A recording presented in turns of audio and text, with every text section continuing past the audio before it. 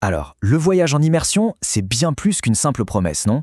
C'est l'idée de passer de spectateur à acteur, de vraiment plonger au cœur d'une autre réalité. C'est une exploration qui, au final, change notre vision du monde, mais surtout notre vision de nous-mêmes. Et ça, c'est vraiment la question de départ. Si voyager, ce n'était plus juste cocher des cases sur une liste, visiter des lieux, mais vraiment commencer à les vivre, c'est tout le sujet qu'on va creuser ensemble. Alors pour bien commencer, il faut mettre les choses au clair. Il y a une différence, mais alors une vraie différence, entre le tourisme classique et la véritable immersion culturelle. Ce sont vraiment deux mondes à part. Regardez ce tableau, c'est assez parlant. D'un côté, le tourisme. On est un peu en mode observateur, non? On suit un itinéraire bien ficelé, on visite les grands monuments, c'est un chemin tout tracé. Et puis, de l'autre côté, il y a l'immersion.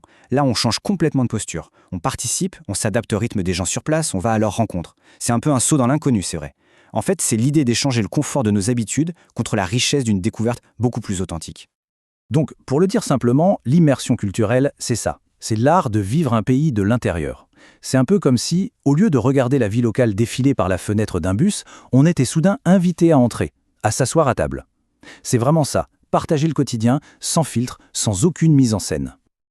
Ok, mais concrètement, comment ça marche une expérience comme ça? Eh bien, ça repose sur 4 piliers, 4 éléments vraiment essentiels qui, mis ensemble, créent une transformation qui va bien au-delà du simple voyage. Alors, ces 4 piliers, les voici. D'abord, la maîtrise de la langue. Ensuite, la plongée dans la culture. Le développement personnel, bien sûr. Et enfin, la création d'un réseau international. Chacun d'eux, c'est comme une porte qu'on ouvre, pas seulement sur un autre pays, mais aussi, et c'est peut-être le plus important, sur une meilleure connaissance de soi. Allez, on regarde ça de plus près. Le premier pilier, donc, la langue.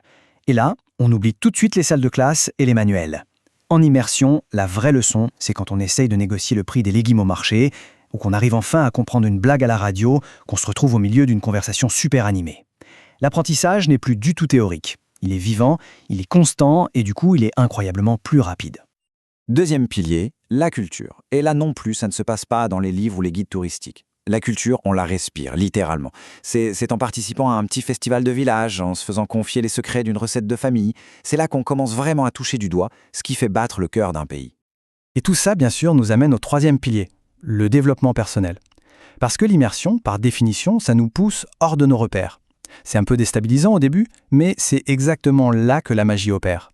Il y a cette phrase qui dit « Sortir de sa zone de confort, c'est ne plus avoir peur de se lancer, de parler et d'aimer communiquer ». Et c'est tellement vrai.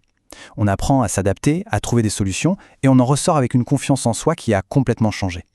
Et enfin, le quatrième et dernier pilier, le réseau.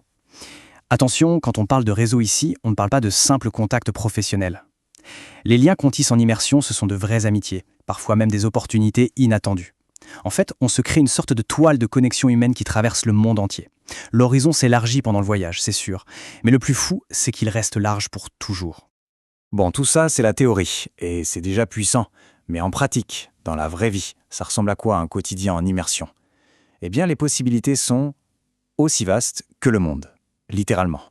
Regardez-moi cette diversité, c'est juste vertigineux. Imaginez un instant le silence, le froid polaire de la Sibérie en suivant les troupeaux de rennes avec le peuple Nénètse. Ou alors, à l'opposé, la chaleur du Kenya, en partageant les rites ancestraux des guerriers Maasai. Ça peut être aussi vivre dans une immense maison communale avec les Iban à Bornéo, ou quelque chose de plus simple, comme partager le quotidien d'une famille quichée au Guatemala. Chaque lieu, chaque peuple, c'est une porte d'entrée vers une réalité complètement unique. Mais attention, l'immersion, ce n'est pas forcément synonyme d'aventure extrême à l'autre bout du monde. En fait, bien souvent, l'extraordinaire se cache dans les gestes les plus simples. Apprendre une technique de tissage, cuisiner une recette locale avec quelqu'un, ou même simplement partager un repas, parfois en silence. C'est justement dans cette intimité du quotidien que les liens les plus forts, les plus authentiques se tissent. Et quand on met bout à bout toutes ces expériences, qu'elles soient extrêmes ou toutes simples, le résultat est inévitable. Ça mène à une véritable transformation. Parce qu'au fond, l'immersion, ce n'est pas juste une collection de jolies photos ou de souvenirs, c'est un processus qui nous change, qui nous redéfinit de l'intérieur. Il y a cette citation de Gandhi qui résume ça à la perfection. Il a dit « La culture d'une nation réside dans le cœur et l'âme de son peuple ». Et c'est tellement juste. On peut visiter tous les monuments du monde, mais ce ne sont que des coquilles vides sans les gens qui leur donnent vie. L'immersion, c'est un peu comme si on nous donnait la clé qui ouvre directement la porte de ce cœur. Forcément, quand on commence à voir le monde à travers les yeux de quelqu'un d'autre, notre propre perspective, elle elle éclate en morceaux. On ne se contente pas de développer de l'empathie, on la ressent au plus profond de soi. On ne devient pas juste plus tolérant, non, on commence à célébrer la complexité du monde, à la trouver belle. Et la preuve la plus étrange peut-être de cette transformation, c'est un phénomène bien connu, le choc culturel inversé. C'est ce sentiment de décalage total quand on rentre chez soi. Tout ce qui était familier nous paraît soudain un peu bizarre, un peu étranger. C'est le signe qui ne trompe pas. Le voyage nous a tellement changé que même notre propre culture nous apparaît sous un nouveau jour. C'est pour ça en fait qu'un voyage en immersion ne se termine jamais vraiment au retour. C'est un peu comme une graine qui a été plantée à l'intérieur de nous.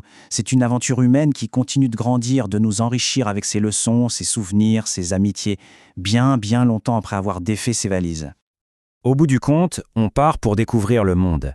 Et la plus grande découverte qu'on fait, c'est souvent celle de soi. Du coup, la vraie question, ce n'est peut-être pas tant quel sera le prochain pays à explorer, mais plutôt quel monde reste-t-il à découvrir à l'intérieur de soi.